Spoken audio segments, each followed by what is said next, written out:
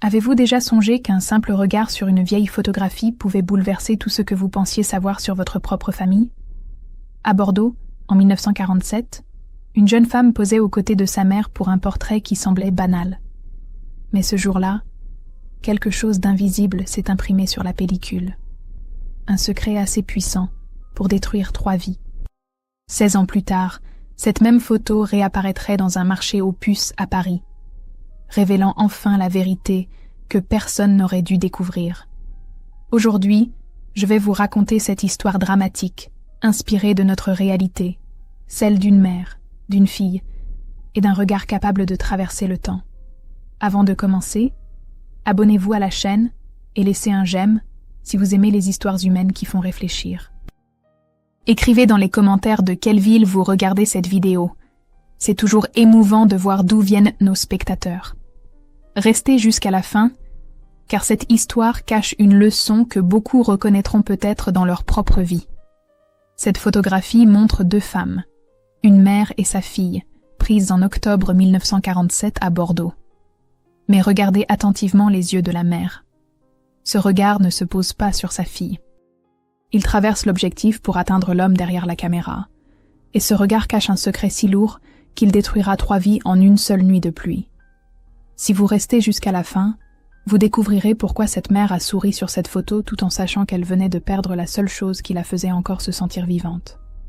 L'image a été retrouvée en 1963 dans un marché aux puces parisien par une jeune photographe.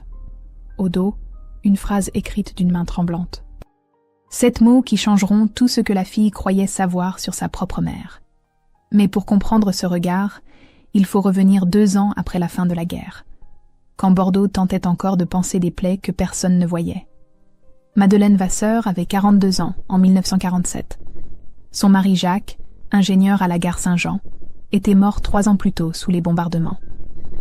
Le registre municipal porte la date exacte du 12 mars 1944. Depuis, Madeleine vivait avec sa fille Hélène, 19 ans, dans une maison modeste héritée de ses parents. La pension de veuve leur donnait 850 francs par mois. À peine de quoi survivre. Madeleine se réveillait chaque nuit à 3 heures du matin. Toujours la même heure. Toujours les mêmes images des bombardements qui ne la quittaient pas. Elle restait assise dans le noir, écoutant la respiration de sa fille dans la chambre d'à côté, se demandant combien de temps encore elle pourrait tenir ce rôle de mère forte alors qu'elle se sentait disparaître un peu plus chaque jour. Parce que Madeleine portait un secret plus lourd que le deuil. Elle enviait la jeunesse de sa fille. Et cette envie la remplissait d'une honte qu'elle ne pouvait confesser à personne. Hélène, elle, ne pleurait pas son père. Et cette incapacité à ressentir du chagrin la terrorisait. Elle avait 11 ans quand il était mort. Trop jeune pour vraiment le connaître, trop vieille pour oublier qu'elle aurait dû l'aimer davantage. Alors elle peignait.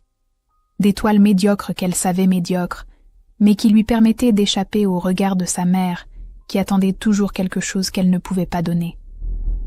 Cet été-là, Hélène vit une annonce dans le journal Sud-Ouest de juin 1947. Professeur de peinture cherche élève. Luc Moreau. Une adresse dans le vieux Bordeaux. Elle s'inscrivit sans en parler à sa mère. Luc avait 24 ans, mais ses yeux en portaient 40.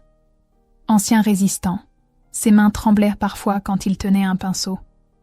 Les dossiers médicaux de l'hôpital militaire mentionnaient en 1945 un stress neurologique post-combat, mais aucun traitement n'existait à l'époque.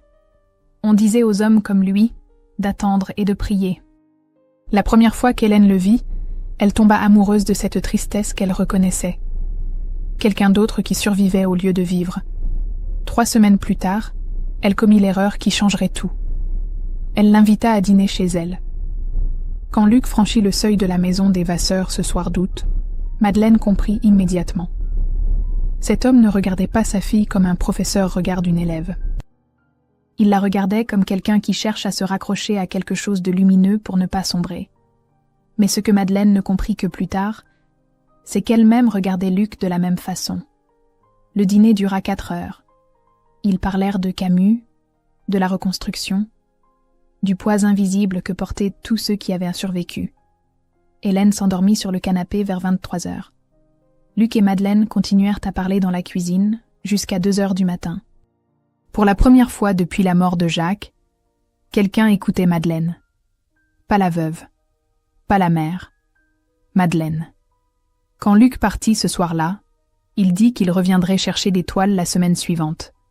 Il revint le lendemain, puis le surlendemain, puis tous les jours pendant 6 semaines. Hélène rayonnait. Sa mère semblait moins fatiguée. Luc souriait plus souvent. Tout le monde se mentait.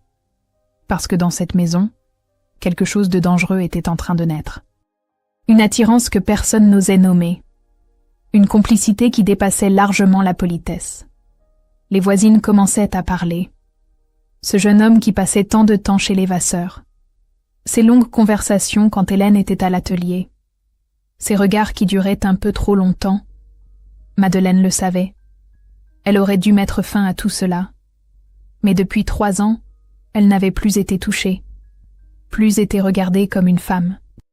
La société française traitait les veuves comme des fantômes en deuil éternel. Le recensement de 1946 comptait 3247 veuves de guerre rien que dans leur quartier. Des femmes invisibles. Et Luc la voyait. Fin septembre, Hélène annonça une nouvelle extraordinaire. Elle était invitée à participer à une exposition collective à Paris. Une galerie modeste. Mais c'était Paris. Son premier vrai succès. Elle partirait début octobre pour 10 jours. Quand Luc apprit la nouvelle, ses mains tremblèrent plus fort que d'habitude. Il but 3 verres de cognac ce soir-là dans son appartement vide. Il savait ce qui allait se passer. Et il ne fit rien pour l'empêcher. La veille du départ d'Hélène, Luc apporta son appareil photo. Il dit vouloir prendre un portrait des 2 femmes comme référence pour une future toile. Un souvenir avant la séparation. Madeleine se plaça derrière sa fille, les mains sur ses épaules. Hélène souriait, pensant déjà aux galeries parisiennes, à la vie qui l'attendait loin de Bordeaux et de ses fantômes. Mais Madeleine regardait Luc, et dans ce regard, il y avait tout ce qu'il ne s'était jamais dit. La solitude, le désir, la culpabilité anticipée, l'impossibilité de tout cela. Luc appuya sur le déclencheur. La photo captura la vérité avant même qu'elle ne se produise. 2 jours plus tard, Hélène montait dans le train pour Paris. Elle embrassa sa mère et promit d'écrire. Elle fit un signe de la main à Luc qui était venu la voir partir. Ce qu'elle ne savait pas, c'est qu'en montant dans ce train, elle laissait derrière elle 2 personnes sur le point de commettre l'irréparable. Bordeaux, octobre 1947. Une ville où les femmes baissaient encore les yeux en croisant des uniformes, où les cloches des églises sonnaient pour des morts qu'on n'avait jamais retrouvés, où chaque famille cachait au moins un secret de l'occupation. Les statistiques de l'après-guerre montraient une réalité brutale. Pour 100 femmes, seulement 73 hommes avaient survécu. Une génération entière d'épouses et de mères condamnées à la solitude. Mais personne n'en parlait. On reconstruisait les bâtiments, pas les cœurs. Dans ce monde brisé, Madeleine essayait de survivre jour après jour. Le matin du départ d'Hélène, elle fit quelque chose qu'elle n'avait pas fait depuis la mort de Jacques. Elle prépara son cassoulet. La recette exacte. Celle que son mari adorait. Les haricots blancs mijotant pendant des heures, le confit de canard, le parfum qui envahissait toute la maison. C'était le premier signe qu'elle commençait à accepter que la vie continuait. Même sans lui. Mais ce soir-là, elle cuisinait pour quelqu'un d'autre. Luc arriva vers 19h. Il apportait une bouteille de vin et un disque d'Édith Piaf qu'il avait acheté au marché. La vie en rose. Une chanson sur un amour qui rend tout beau. Une chanson dangereusement inappropriée pour ce qu'ils s'apprêtaient à faire. Ils mangèrent en silence d'abord. Puis Luc commença à parler. Vraiment parler. Pas les politesses habituelles, mais la vérité. Il raconta la résistance. Les amis torturés. Les nuits où il buvait jusqu'à perdre connaissance pour ne pas entendre leurs cris dans sa tête. L'impuissance qu'il ressentait parfois, cette incapacité à être l'homme que la société attendait qu'il soit après avoir survécu à l'horreur. Madeleine l'écoutait sans l'interrompre. Elle comprenait. Elle aussi portait une guerre que personne ne voyait. Elle lui parla de Jacques. Mais pas comme elle en avait parlé aux autres. Elle dit la vérité. Qu'il était bon, mais distant. Qu'elle l'avait aimé d'un amour raisonnable, pas passionné. qu'elle se sentait coupable de ne pas pleurer assez, de ne pas l'avoir aimé assez fort. Et puis, elle dit quelque chose qu'elle n'avait jamais avoué à personne. Depuis 3 ans, elle se réveillait chaque nuit en ayant peur. Pas peur de la mort, peur de disparaître, de devenir l'une de ces femmes invisibles que plus personne ne regarde, ne touche, ne désire. Peur que 42 ans signifie la fin de tout ce qui la faisait se sentir vivante. Les larmes coulaient sur ses joues quand elle dit cela. Luc tendit la main et essuya une larme. Son doigt resta 1 seconde de trop sur sa joue. Ils savaient tous les deux ce qui était en train de se passer. Mais ce soir-là, ils ne firent rien. Luc partit vers minuit. Madeleine resta seule dans la cuisine, le cœur battant, consciente qu'elle venait de franchir une ligne invisible. Le lendemain matin, elle se réveilla avec une sensation étrange. Une sorte d'excitation qu'elle n'avait pas ressentie depuis des années. Elle se regarda dans le miroir et, pour la première fois depuis longtemps, elle ne vit pas une veuve fatiguée. Elle vit une femme. Cette pensée la remplit d'une honte immédiate. Sa fille venait de partir, et elle pensait à un homme de 24 ans, l'homme qui était censé être avec sa fille. Mais elle ne pouvait pas arrêter d'y penser. Luc revint l'après-midi même. Il dit avoir oublié des pinceaux. Mensonge évident. Les pinceaux étaient dans son sac. Ils prirent le café dans le jardin. Madeleine avait commencé à replanter des fleurs la semaine précédente. Un rosier que Jacques avait planté en 1939 recommençait à bourgeonner. La vie revenait partout. Luc remarqua les mains de Madeleine. Sales de terre, abîmées par le travail. Il dit qu'elles étaient belles. Pas des mains de dame. Des mains de femme qui se bat. Madeleine sentit quelque chose se briser en elle. Ou peut-être se réparer. Elle ne savait plus. Les jours suivants passèrent dans une tension insoutenable. Luc venait chaque après-midi. Il parlait. Il riait parfois. Hélène envoyait des lettres enthousiastes de Paris. L'exposition marchait bien. Elle pensait peut-être rester 1 semaine de plus. Chaque lettre d'Hélène augmentait la culpabilité de Madeleine.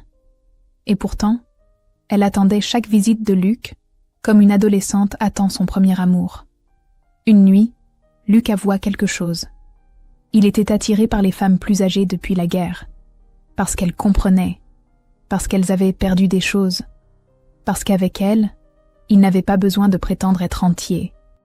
Madeleine comprit alors qu'elle n'était pas la seule à se sentir brisée. Ils s'assirent côte à côte sur le canapé ce soir-là. Leurs mains se touchaient dans presque. Presque. Dehors, les voisines parlèrent déjà. Madame Berger avait dit à Madame Duchamp que ce jeune professeur passait bien trop de temps chez Madeleine maintenant que la fille était partie. Que ce n'était pas convenable. Qu'une veuve devait respecter la mémoire de son mari. Mais Madeleine n'entendait plus les qu'en dira-t-on. Pour la première fois depuis des années, elle se sentait vivante. Le 8e jour après le départ d'Hélène, le ciel de Bordeaux devint noir en fin d'après-midi. Une pluie violente commença à tomber vers 18 heures. Le genre de pluie qui isole le monde, qui transforme une maison en île. Luc était encore là quand l'orage éclata. Madeleine lui dit qu'il pouvait rester jusqu'à ce que ça se calme. Ils allumèrent un feu dans la cheminée. Elle servit du cognac. La pluie tombait sans s'arrêter. Les heures passaient. 20 heures. 21 heures. 22 heures. Il parlait de moins en moins. Le silence devenait plus éloquent que les mots. Minuit approchait quand Madeleine dit quelque chose qu'elle regretterait le reste de sa vie. « J'ai peur de mourir sans avoir été touchée une dernière fois. » Luc la regarda. Dans ses yeux, elle vit la même peur, la même solitude, le même besoin désespéré de sentir qu'ils existaient encore. Ce qui se passa ensuite n'avait rien de romantique. Pas de musique, pas de passion dévorante. Juste 2 personnes brisées, cherchant un peu de chaleur dans le froid de leur vie détruite. Après, ils pleurèrent tous les 2, parce qu'ils savaient ce qu'ils venaient de faire, et à qui ils venaient de le faire. L'aube arriva trop vite. Madeleine se réveilla vers 6 heures. Luc endormit à côté d'elle. La réalité la frappa comme une gifle. Qu'avait-elle fait? Elle se leva sans faire de bruit, descendit à la cuisine. Le feu était mort dans la cheminée. Les verres de cognac vides sur la table. Les preuves d'une erreur irréparable. Quand Luc descendit 1 heure plus tard, Ils ne se regardèrent pas. Il but son café debout près de la fenêtre. Elle nettoyait compulsivement la table déjà propre. Finalement, il parla. « On ne peut pas refaire ça. Je sais. Hélène ne peut jamais savoir. Je sais. » Il partit sans se retourner. Madeleine resta immobile au milieu de la cuisine, les mains tremblantes. Elle venait de trahir sa fille, avec l'homme que sa fille aimait peut-être. Mais le pire, c'était qu'une partie d'elle ne regrettait rien. Les jours suivants furent un enfer de silence et de culpabilité. Luc n'envoyait plus de messages, ne venait plus. Madeleine attendait chaque bruit de pas dans la rue, espérant et redoutant à la fois qu'il revienne. Elle avait écrit 3 lettres à Hélène, des lettres pleines de mensonges sur le beau temps et les voisines. Rien sur le vide qui grandissait en elle. Rien sur le fait qu'elle avait détruit quelque chose de précieux. La nuit, elle ne dormait plus du tout. Elle restait assise dans le noir, imaginant 100 scénarios différents. Hélène découvrant tout. Luc racontant à quelqu'un. Les voisines comprenant. Sa fille, la regardant avec dégoût. 5 jours après cette nuit, Luc revint. Il était ivre. Pas complètement. Mais assez pour avoir le courage de sonner à la porte à 23 heures. Madeleine ouvrit. Ils se regardèrent sans parler pendant une longue minute. « Je ne peux pas arrêter de penser à toi, » dit-il. « Il faut, » répondit-elle. Mais ni l'un ni l'autre ne fermèrent dans la porte. Ils restèrent dans l'entrée pendant 2 heures, parlant à voix basse pour que les voisins n'entendent pas.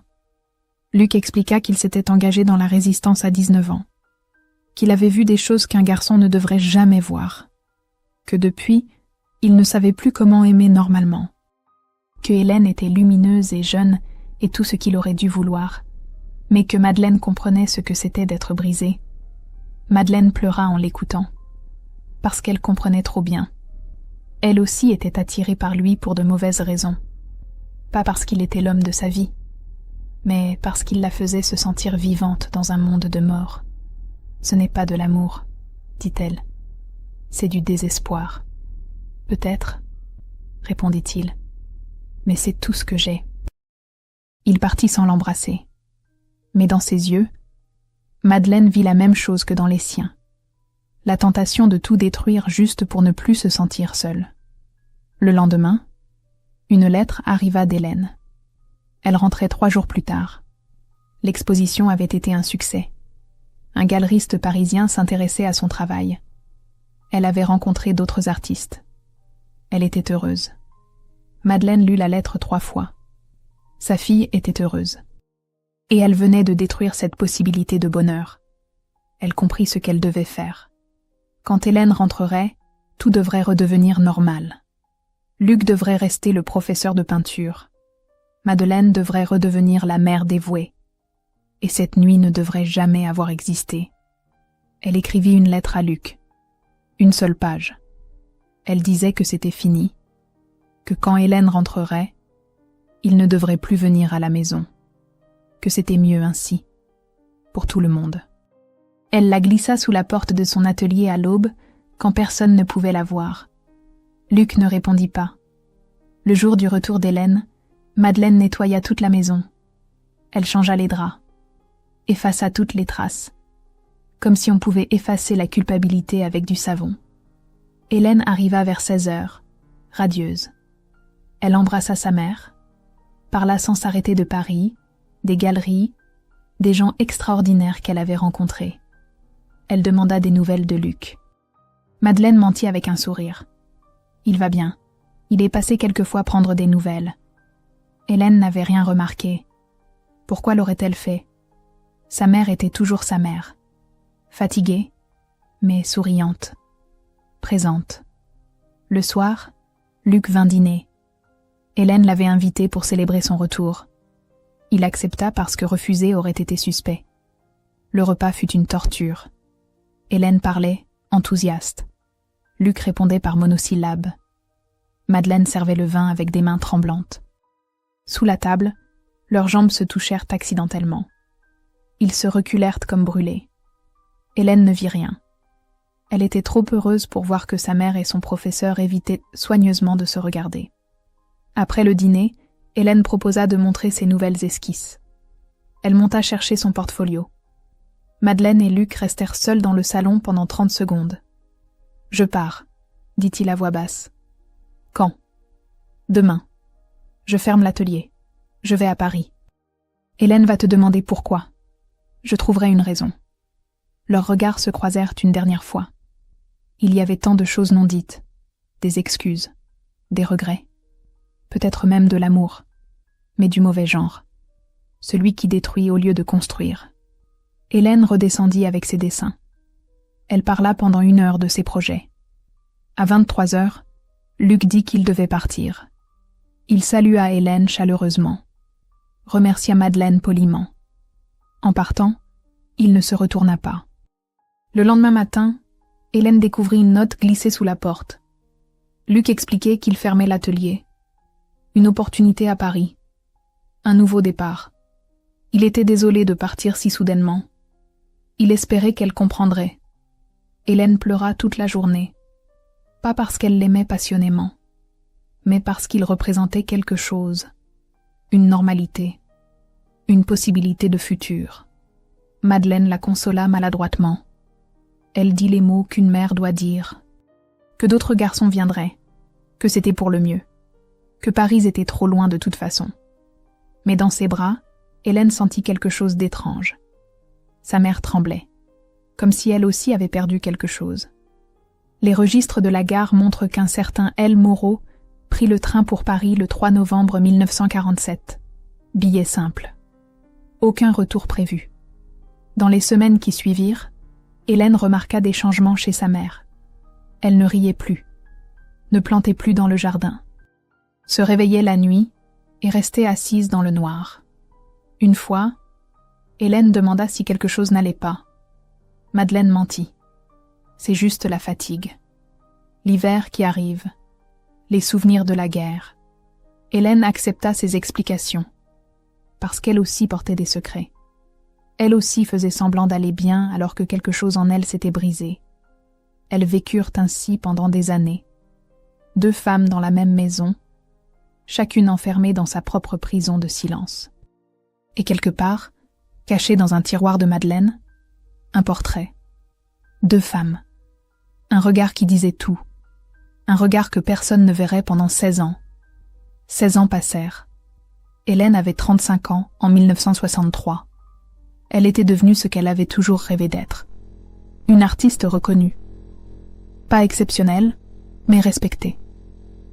Ses expositions se tenaient dans des galeries parisiennes modestes mais fréquentées. Le catalogue de l'exposition. Portrait de l'absence, présenté en mars 1963, montrait son évolution.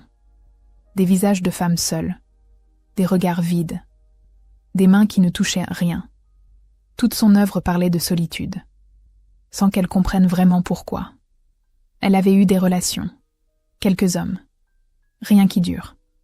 Elle disait qu'elle préférait sa liberté. La vérité était plus sombre. Elle ne faisait jamais vraiment confiance. Quelque chose en elle attendait toujours la trahison, la disparition soudaine, le mensonge, comme si une partie d'elle avait compris ce qu'elle n'était pas censée savoir. Sa mère vivait toujours à Bordeaux, seule dans la maison familiale. Elle s'appelait chaque dimanche, des conversations polies, le temps qu'il fait, les voisins, jamais rien de profond. 2 femmes qui s'aimaient mais ne se comprenaient plus. Madeleine avait 60 ans maintenant. Son cœur était fatigué. Les médecins parlaient d'insuffisance cardiaque. Elle prenait des médicaments, mais tout le monde savait que ce n'était qu'une question de temps. Un dimanche d'avril 1963, Hélène visitait une brocante près du canal Saint-Martin. Elle aimait ces endroits remplis de vies abandonnées, d'objets qui avaient appartenu à des gens disparus. C'est là qu'elle la vit. Une vieille malle remplie de photographies anonymes. Des visages oubliés, des moments figés dans le temps que plus personne ne réclamait. Elle fouillait distraitement quand ses doigts touchèrent un portrait en noir et blanc. 2 femmes. Une jeune, une plus âgée. Son cœur s'arrêta. C'était elle. Et sa mère. 1947. Elle avait 19 ans sur cette photo. Juste avant son premier voyage à Paris. Mais ce n'était pas possible. Cette photo était dans les affaires de sa mère. Comment était-elle arrivée ici? La vendeuse, une jeune photographe, expliqua qu'elle l'avait trouvée dans un lot acheté à un vide-grenier à Bordeaux. Elle avait gardé cette image parce qu'il y avait quelque chose d'étrange dedans. Un regard qui ne correspondait pas au sourire. Hélène acheta la photo sans négocier le prix. 50 francs. Elle tremblait en la tenant. De retour chez elle, elle l'examina sous une lampe. C'était bien elle, souriante, innocente, pensant à son avenir. Et derrière, sa mère, les mains sur ses épaules. Mais le regard de sa mère n'était pas sur elle. Hélène comprit soudain ce qu'elle voyait. Le regard de Madeleine traversait l'objectif, fixait quelqu'un d'autre. Et dans ce regard, il y avait quelque chose qu'une fille ne devrait jamais voir dans les yeux de sa mère. Du désir, de la culpabilité, de l'amour impossible. Elle retourna la photo. Au dos, une écriture qu'elle ne connaissait pas. 7 mots en français. Les visages changent, mais les regards restent. L'écriture de Luc. Elle en était certaine. Tout se mit en place d'un coup. Le départ soudain de Luc. Le changement chez sa mère après son retour de Paris. Les années de silence.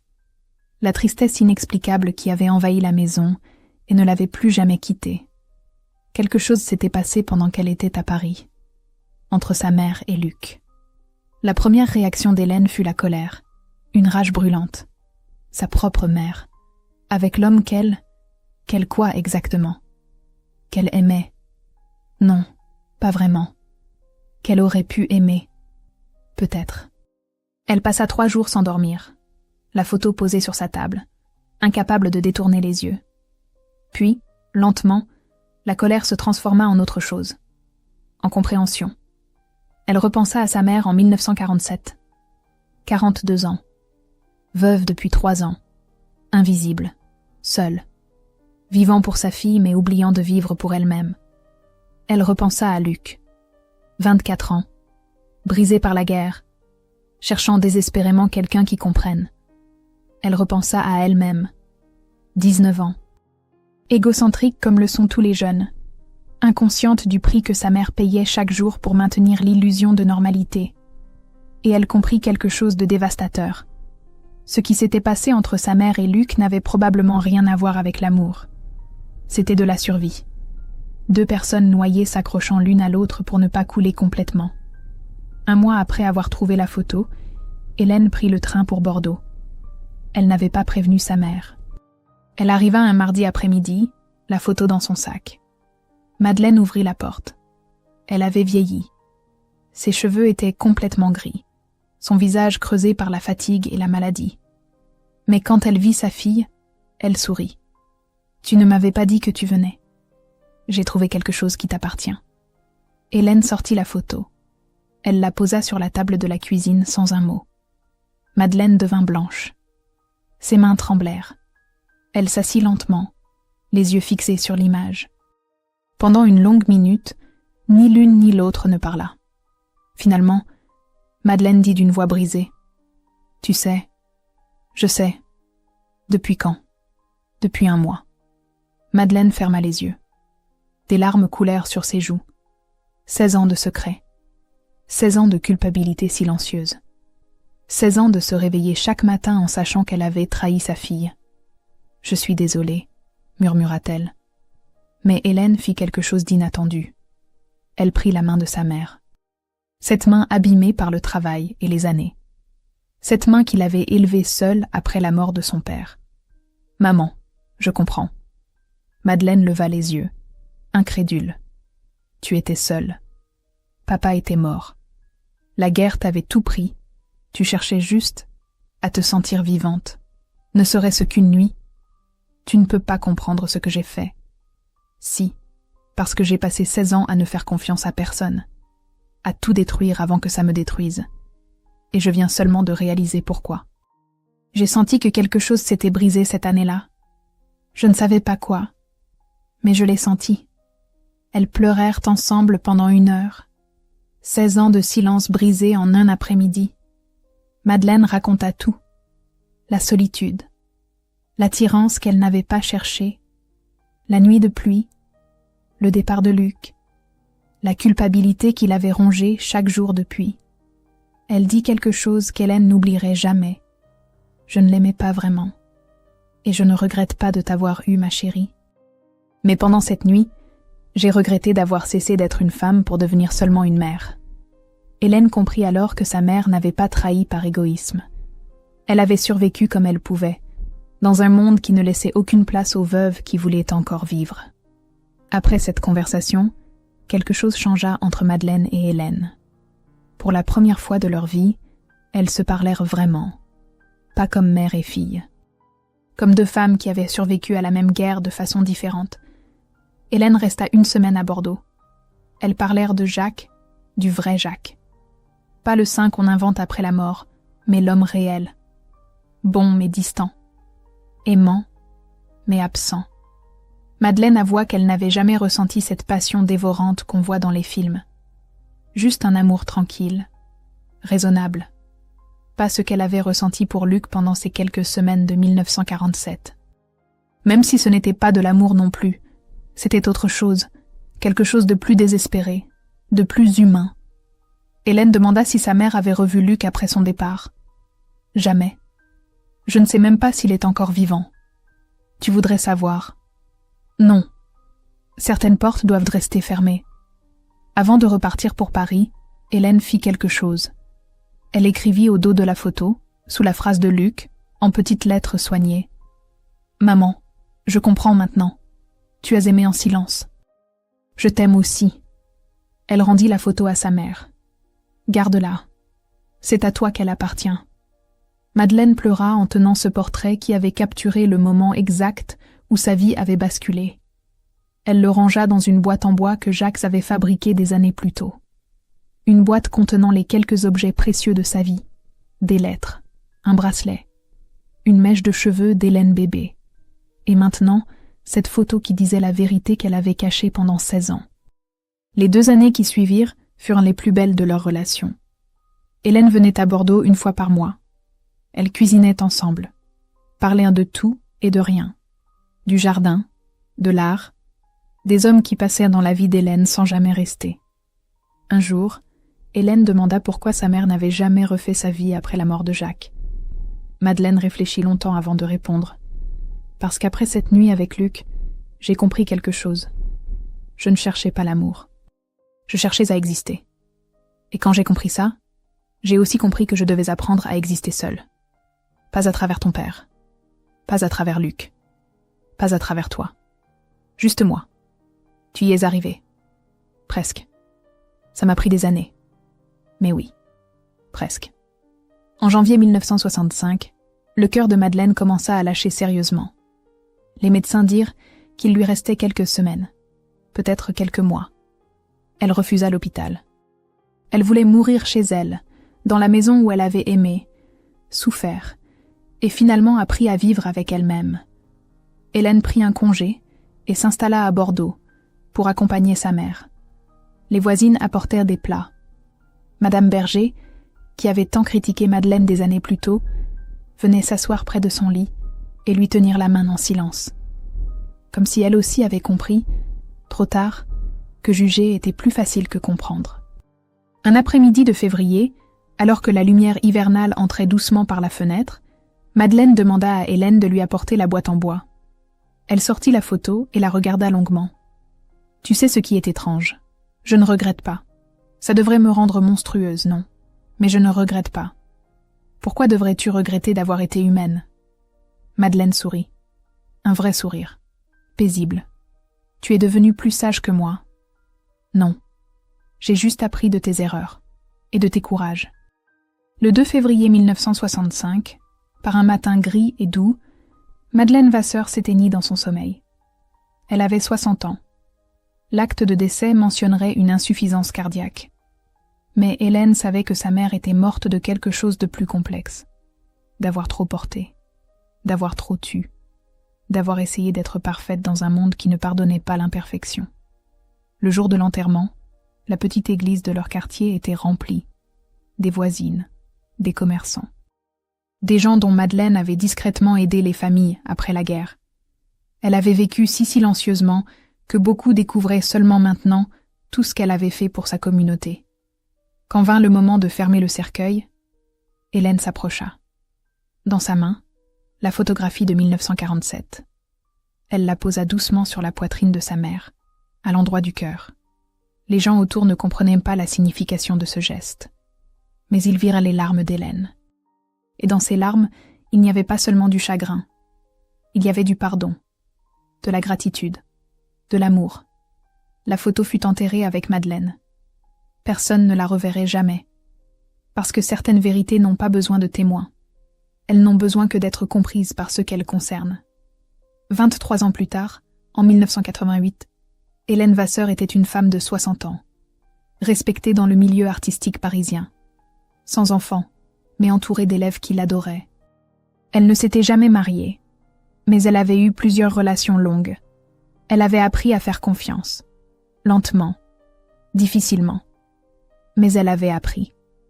Un jour, elle retrouva dans ses affaires une photo qu'elle avait prise de cette image avant de la rendre à sa mère. Une copie. Un fantôme du fantôme. Elle écrivit une note à la main et la colla au dos. Ce portrait montre deux femmes tentant de survivre à la guerre qui ne s'est pas terminée en 1945. La guerre intérieure. Ma mère n'était pas parfaite, mais elle était humaine. Et c'est suffisant. Nous méritons tous le droit d'être humains, même quand cela nous rend imparfaits.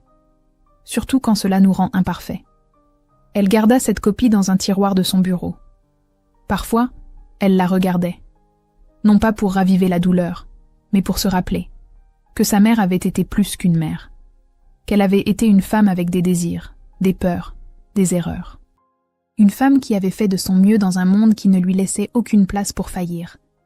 Et qu'aimer quelqu'un vraiment, ce n'est pas l'aimer malgré ses imperfections. C'est l'aimer avec ses imperfections. Parce que c'est ça qui nous rend humains. Hélène mourut en 1998, à 70 ans, entourée d'amis. Dans son testament, elle demanda que la copie de la photo soit donnée à sa plus jeune élève, une fille de 20 ans qui lui rappelait elle-même à cet âge. Pleine d'espoir et de peur. Cherchant sa place dans un monde compliqué. Au dos, elle avait ajouté une dernière ligne. Les visages changent, les regards restent, mais le pardon guérit tout. Cette photo existe encore aujourd'hui, pas dans un musée, pas dans des archives publiques. Elle se trouve dans l'appartement d'une femme de 47 ans à Lyon, une petite nièce lointaine qui ne connaît pas toute l'histoire, juste qu'il s'agit d'ancêtres, d'une mère et d'une fille, d'un moment figé dans le temps. Parfois, elle la regarde et se demande pourquoi le regard de la mère semble si triste, si chargé de quelque chose d'indicible. Elle ne saura jamais, mais d'une certaine façon, c'est mieux ainsi, parce que certains secrets ne sont pas faits pour être révélés au monde entier. Ils sont faits pour être pardonnés, puis oubliés, puis transformés en leçons. La leçon que nous sommes tous imparfaits, que nous faisons tous des erreurs, que nous cherchons tous désespérément à être vus, compris, pardonnés, et que parfois, le plus grand acte d'amour n'est pas de ne jamais faillir, c'est de pardonner à ceux qui ont failli, surtout quand ils ont failli en essayant simplement de survivre. Madeleine Vasseur n'était pas une sainte. Elle était une femme, une veuve, une mère, une survivante. Et dans cette photographie prise un après-midi d'octobre 1947, elle était aussi, pour quelques secondes, quelqu'un qui osait encore désirer, encore espérer, encore se sentir vivante. C'était son droit, c'était son humanité, c'était suffisant. Cette histoire fictionnelle, inspirée de notre réalité, nous rappelle que la guerre la plus longue n'est pas toujours celle des armes, mais celle que nous menons à l'intérieur de nous-mêmes. Elle nous enseigne que le pardon peut guérir ce que la honte et le silence ont détruit, et que parfois, aimer, c'est simplement comprendre que l'autre a fait de son mieux pour survivre. Et vous, avez-vous déjà porté un secret si lourd qu'il a changé votre manière d'aimer? Avez-vous un jour compris trop tard ce que vos parents ont vraiment vécu? Croyez-vous qu'on peut aimer quelqu'un sans jamais le comprendre complètement? Écrivez le mot pardon dans les commentaires pour me montrer que vous êtes resté jusqu'à la fin. Dites-moi aussi de quelle ville vous venez. J'aimerais savoir d'où vous écoutez ces récits. Et si vous connaissez une vieille histoire de famille, un souvenir d'antan ou une photographie ancienne qui cache une émotion, partagez-la. Peut-être qu'elle inspirera une prochaine histoire sur cette chaîne. Merci d'avoir regardé. Abonnez-vous pour ne rien manquer des prochaines histoires. Laissez un j'aime si celle-ci vous a touché. Activez la cloche pour être prévenu des nouvelles vidéos. Et cliquez sur le prochain récit à l'écran. Chaque histoire ici est une mémoire, un écho de nos propres vies.